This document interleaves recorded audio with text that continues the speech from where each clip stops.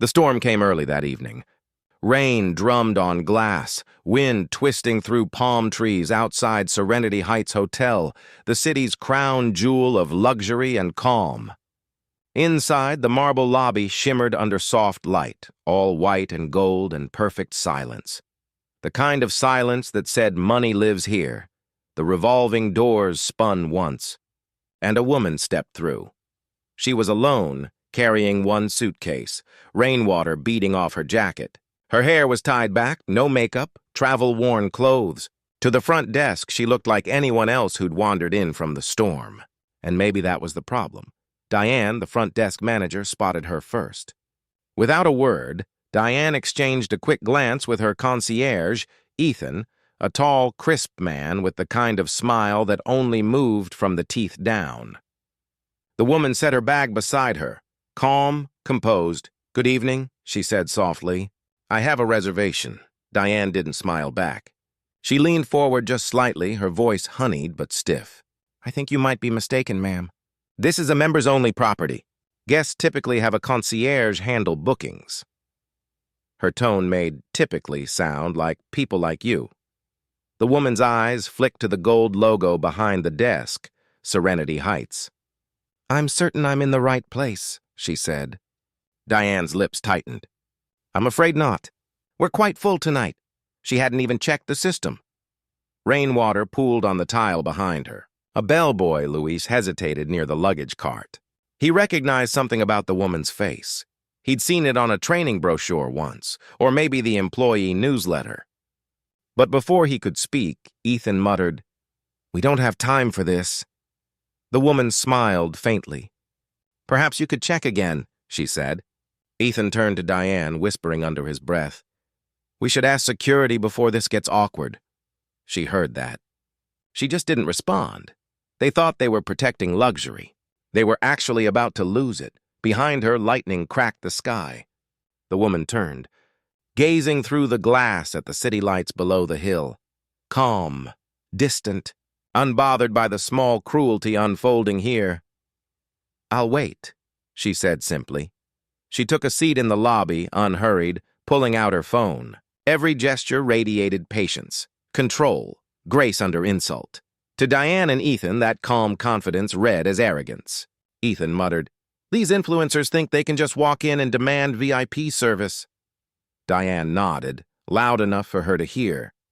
Maybe she'll understand how exclusivity works after tonight. In the corner, a guest, Mr. Crawford, an older businessman, watched over his newspaper, eyes narrowing. He'd stayed at Serenity Heights for years. He'd seen rude staff before, but something about this woman's composure unsettled him. Luis pushed the luggage cart closer. "Ma'am, can I get you a towel at least?" Before she could answer, Diane snapped, "Luis, I'll handle it." He froze. "Yes, ma'am." The woman didn't flinch. She just reached for her phone and made one quiet call. Her voice stayed calm. "Hi, it's Ava. I'm in the lobby." That was it. No title, no surname. Just Ava. 9 minutes later, that single sentence would unravel every assumption in the room. While she waited, Ethan's phone buzzed. He glanced down, whispering, "Ma'am, she's still sitting there." Diane frowned. "Your security." "Escort her out and politely." "Me?" "Yes, before a real guest sees this." So Ethan nodded and approached. "Ma'am," he said stiffly, "I'm afraid I'll have to ask you to leave. Guests of Serenity Heights are by invitation only." She looked up, eyes steady. "I see. Then perhaps you should check who's inviting whom." He blinked. "Excuse me?" But before he could say more, Anthony, the night security guard, rounded the corner. He froze mid-step. His eyes widened. He'd seen her face hundreds of times, not in person, but on the framed photograph hanging in the employee lounge. The founder. The owner. Ava Johnson. He went pale. "Ma'am, Diane snapped. "Anthony, handle this quietly." Ava stood up slowly. "I think you should listen to him," she said gently. Her phone buzzed again. She answered it with that same calm tone. "Yes, I'm still here." The entire lobby felt suddenly smaller. Stories like this remind you that real power isn't in titles or tempers.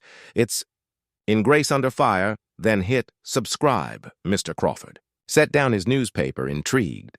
He'd spent enough time around real power to recognize it. The kind that doesn't shout, doesn't need to. He watched the scene unfold like a slow collision of ignorance and consequence. Ethan folded his arms. Look, ma'am, we can't just take anyone's word. If you were really... He stopped, because from the elevator behind him came the sound of shoes running, fast. The general manager, hair disheveled, nearly tripped as he hurried across the lobby. His face drained when he saw her. Ms. Johnson, oh my God. His voice broke into a half-stammer. I didn't know you said you'd be back next month. The front desk froze. Diane's expression crumbled as her eyes darted between him and Ava. Ms. Johnson, she whispered. Ava tilted her head slightly, eyes calm but unblinking. Next time, she said, maybe check the reservation before you check the person. The words were quiet, but they hit harder than a shout. 9 minutes ago, they judged a stranger. Now they were standing in front of their employer. The GM looked like he might collapse. Ma'am, please, I had no idea.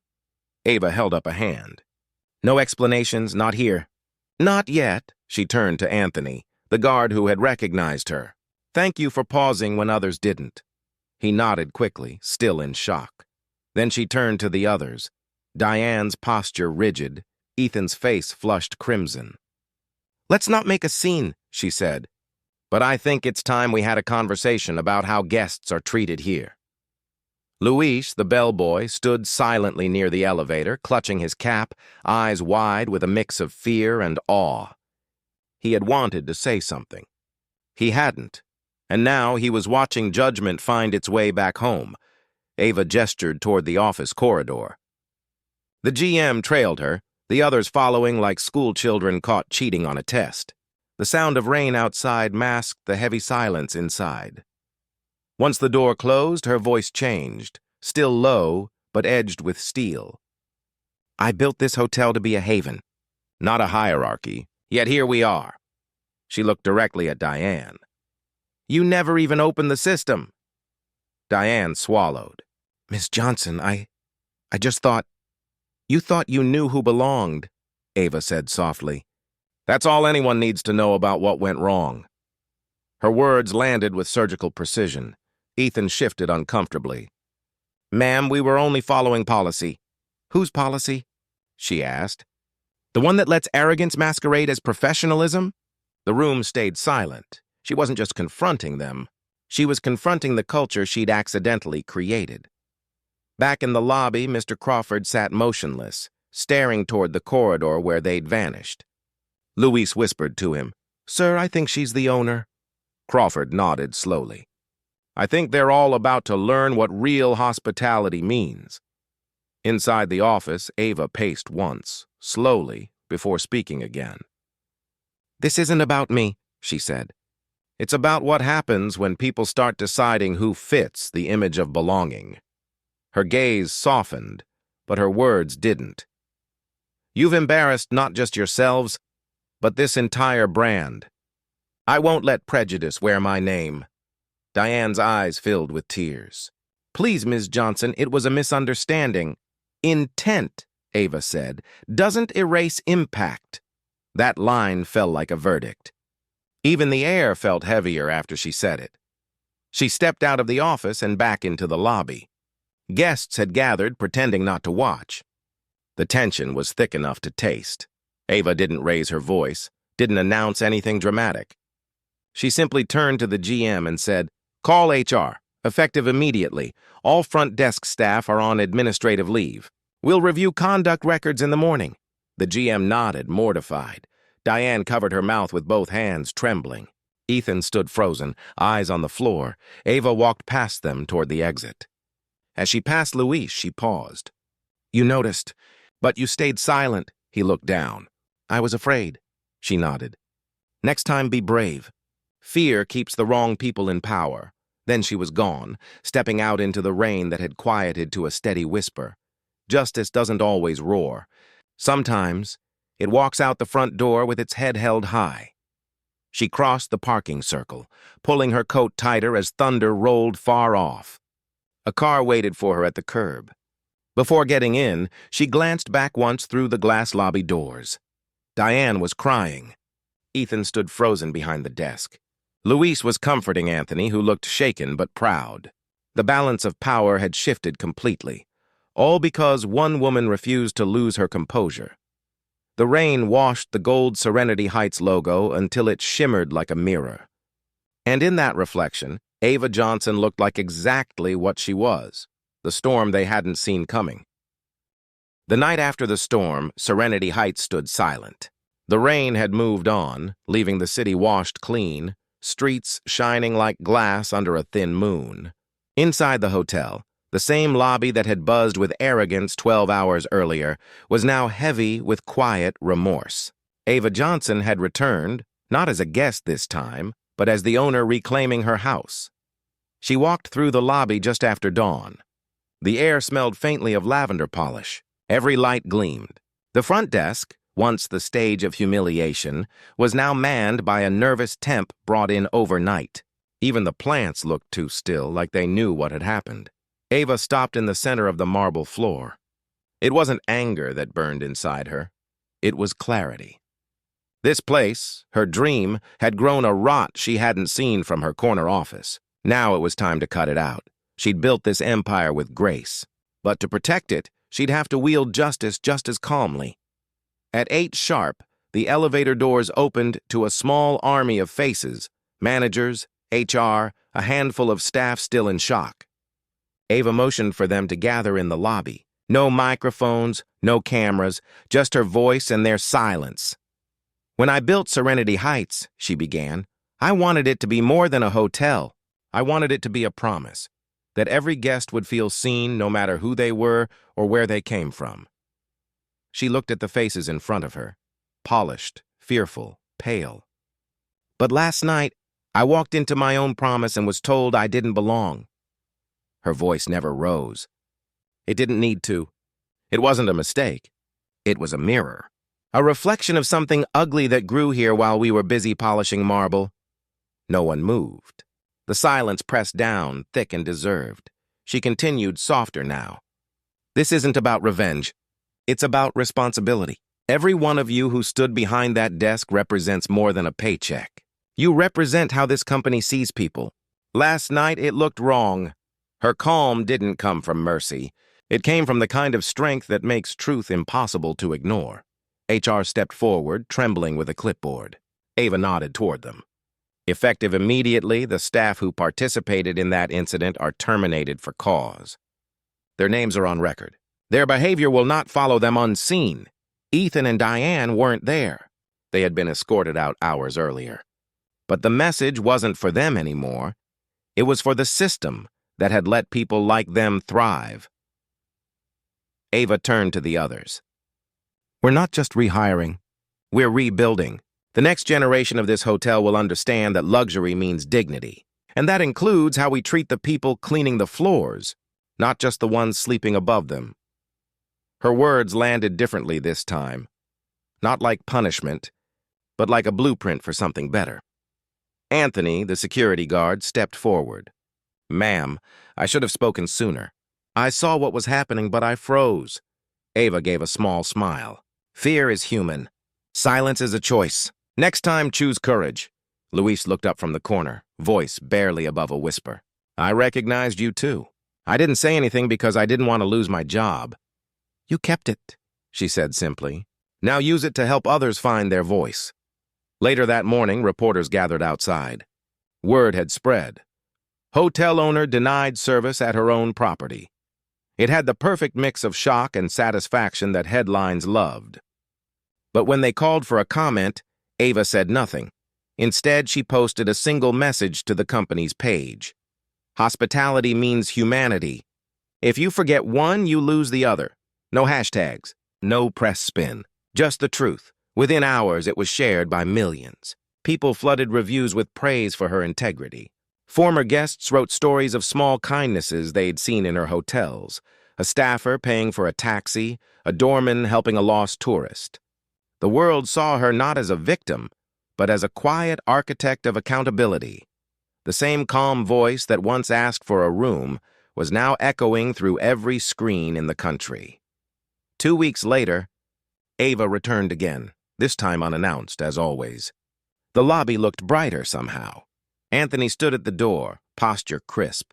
Luis was behind the counter now, his new nameplate reading Guest Services Supervisor. He saw her and straightened instantly.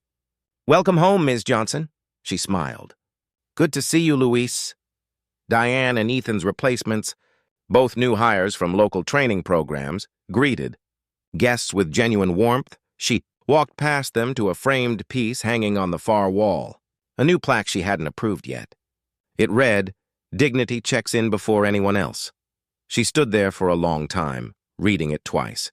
It wasn't the kind of slogan marketing departments wrote. It was lived truth. She turned to Luis. "Who put this up?" He grinned shyly. "Anthony's idea.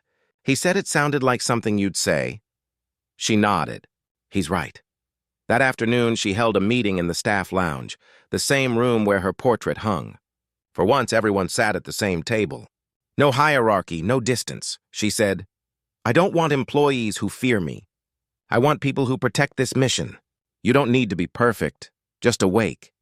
Then she told them about her first job, cleaning rooms at a roadside inn when she was 19. She remembered how guests looked through her, not at her. How she used to imagine owning a place where everyone mattered. "And when I finally built it," she said, "I forgot to look at the people who made it run." Her honesty disarmed them. It made her human again. That night, when the last guests had checked in, Ava sat alone in the lobby. Outside, the world buzzed on. Taxis, laughter, neon. Inside, peace. Anthony brought her a cup of herbal tea. She smiled. "You stayed late," he nodded. "Just wanted to make sure you got this." He handed her a small envelope. Inside was a note from Luis. It read, "Thank you for giving me the job I was too scared to earn. I'll spend every day proving I belong here." Ava folded the note gently. "Maybe that's the real luxury," she whispered. Belonging. She'd lost faith in her dream for 9 minutes.